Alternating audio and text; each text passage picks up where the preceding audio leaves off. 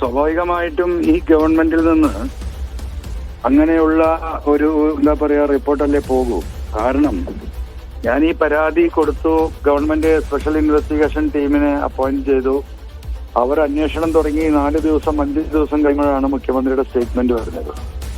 ആ സ്റ്റേറ്റ്മെന്റ് അദ്ദേഹം പറഞ്ഞത് 2 കാര്യങ്ങളായിരുന്നു പ്രധാനമായിട്ടും. ഒന്ന് പറഞ്ഞത് പൊളിറ്റിക്കൽ സെക്രട്ടറി പി ശശിക്കെതിരെ PV അൻവർ പറഞ്ഞ എല്ലാ ആരോപണങ്ങളും ഞാൻ അവജ്ഞയോട് കൂടി തള്ളുന്നു, നമ്പർ 1. നമ്പർ 2 അദ്ദേഹം പറഞ്ഞത് ഈ പറയുന്ന ADGP അജിത് കുമാർ എന്റെ അറിവിൽ സത്യസന്ധനായ ഒരു പോലീസ് ഓഫീസറാണ്. ഇനി പോലീസ് അത് അന്വേഷിക്കട്ടെ. അദ്ദേഹം മുഖ്യമന്ത്രി ഫസ്റ്റ് തന്നെ ക്ലീൻ ചീറ്റ് കൊടുക്കുകയാണ്, അദ്ദേഹം സത്യസന്ധനായ ഓഫീസറാണെന്ന്. പിന്നെ അദ്ദേഹത്തിന്റെ കീഴിലുള്ള ഉദ്യോഗസ്ഥന്മാര്, അദ്ദേഹത്തിന്റെ അതേ എന്താ പറയാ പോർട്ട്ഫോളിയോയിലുള്ള ഈ പറയുന്ന ഉദ്യോഗസ്ഥന്മാര് ഇത് അന്വേഷിച്ചാൽ ഈ റിപ്പോർട്ടല്ലാതെ വേറെ എന്ത് റിപ്പോർട്ടാ കൊടുക്കുക? മുഖ്യമന്ത്രി ആദ്യം തന്നെ ഡിക്ലെയർ ചെയ്തല്ലോ അദ്ദേഹം നല്ല ഉദ്യോഗസ്ഥനാണ്. താങ്കൾ ഷാജൻ സ്കറിയയ്ക്ക് എതിരെ ഉന്നയിച്ച ഒരു ആരോപണമുണ്ട്.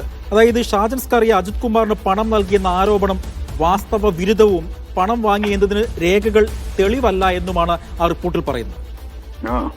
രേഖ കൊടുത്തിട്ട് ആരെയും കൈക്കൂലി കൊടുക്കാറുണ്ടോ? ലോകത്തിന്റെ ചരിത്രത്തിൽ എവിടെയെങ്കിലും കൈക്കൂലി രേഖാമൂലം കൊടുത്തതായിട്ട് കാണാൻ പറ്റുമോ? അപ്പോൾ ഇത്തരത്തിലുള്ള കാര്യങ്ങൾ, ഇത്തരത്തിലുള്ള ഫ്രോഡ് കാര്യങ്ങൾ ചെയ്യുമ്പോൾ അതിനനുസരിച്ച് ആ ഫ്രോഡ് ചെയ്യാൻ ശേഷിയുള്ളവരല്ലേ ഈ പറയുന്ന ഷാജൻ സ്കറിയയും ഈ പറയുന്ന അജിത് കുമാറും ഒക്കെ.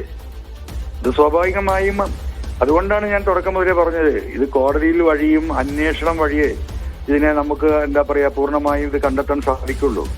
നമ്മൾ നൽകിയത് മുഴുവൻ സൂചനകളാണ്. അപ്പോൾ സ്വർണ്ണക്കള്ളക്കടത്തുമായി 100 ചില്ലാനം ആളുകള് പോലീസ് കേസെടുത്തിട്ടുണ്ട്. ഞാനന്ന് IG-ക്ക് കൊടുത്ത എന്റെ മൊഴിയിൽ പറഞ്ഞത് ഇതിലൊരു 25 ആളെ നിങ്ങൾ റാൻഡമായി വിളിക്കൂ.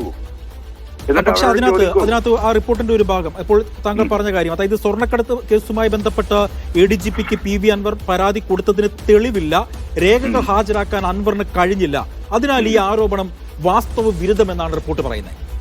അതെ, രേഖകൾ എന്താ ഹാജരാക്കുക? പോലീസ് എന്താ ചെയ്യേണ്ടത്? ഈ പറയുന്ന ആരോപണ വിധേയരായ അല്ലെങ്കിൽ FIR ഇട്ട കേസിലെ പ്രതികളെ വിളിച്ചിട്ട് അവരോടല്ലേ അന്വേഷിക്കേണ്ടത്, അവരോടല്ലേ സ്റ്റേറ്റ്മെന്റ് എടുക്കേണ്ടത്, അവരുടെ അടുത്ത് നല്ല തെളിവെടുപ്പ് നടത്തേണ്ടത്. ആ പണിയും കൂടി എനിക്ക് എടുക്കാൻ പറ്റുമെങ്കിൽ പിന്നെ പോലീസിന്റെ ആവശ്യമില്ലല്ലോ. ഇതെല്ലാം കൂടെ കൂട്ടി എനിക്ക് അങ്ങോട്ട് കോടതിക്ക് കൊടുത്താൽ പോലെ. പോലീസ് ചെയ്യേണ്ട പണി പോലീസ് ചെയ്യണ്ടേ? അതിനല്ലേ പോലീസിന്റെ ഈ പറയുന്ന ഇൻവെസ്റ്റിഗേഷൻ ടീം എന്ന് പറയുന്നത്. എന്താണ് അവർ ഇൻവെസ്റ്റിഗേറ്റ് ചെയ്തത്? ആരെയാണ് അവർ വിളിച്ചത്? ഇതിൽ എത്ര പ്രതികളെ അവർ നേരിൽ കണ്ടു? എത്ര സ്വർണമാണ് കൊണ്ടുവന്നത് അവർ അന്വേഷിച്ചോ? എത്രയാണ് പോലീസ് ഈ തട്ടാൻ ആരായിരുന്നു ഇത് തൂക്കിയത്? എവിടെയാണ് ഈ സ്വർണം കൊടുത്തത്? എത്രയാണ് കോടതി കൊടുത്തത്? എത്രയാണ് പോലീസ് അടിച്ചു മാറ്റിയത്? അത് അറിയണമെങ്കിൽ ഈ കൊണ്ടുവന്ന ആളുകളെ ക്വസ്റ്റ്യൻ ചെയ്താലേ അറിയാൻ പറ്റൂ. അതല്ലേ ഇൻവെസ്റ്റിഗേഷൻ എന്ന് പറയുന്നത്. അതിലേക്ക് പോകാതെ അൻവർ തെളിവ് തന്നിട്ടില്ല എന്ന് പറഞ്ഞാൽ എനിക്ക് എങ്ങനെയാലും തെളിവ് കൊടുക്കാൻ സാധിക്കുക? എനിക്ക് തെളിവിലേക്കുള്ള വഴിയല്ലേ കാണിച്ചു കൊടുക്കാൻ സാധിക്കുള്ളൂ. ആ വഴിയിലൂടെ പോലീസ് സഞ്ചരിക്കണ്ടേ? അത് സഞ്ചരിക്കാതെ അതാ പറയുന്നത്. ഈ റിപ്പോർട്ട് മുഴുവൻ ഈ പറയുന്നത് പോലെ കേരളത്തിന്റെ ചരിത്രത്തിൽ ഇതുപോലെ റിപ്പോർട്ട് ഇത്രയും കൃത്യമായ എവിഡൻസുകൾ നമ്മൾ കൊടുത്തിട്ട്, ഇപ്പൊ കൊടുത്ത ഫ്ളാറ്റിന്റെ കാര്യത്തിൽ എന്തായിരുന്നു? പ്രോപ്പർട്ടി ഡോക്യുമെന്റ് അതൊന്നും ഇല്ല എന്നല്ല പറഞ്ഞു. എന്താ പിന്നെ കോടതി കണ്ടെത്തിയത്?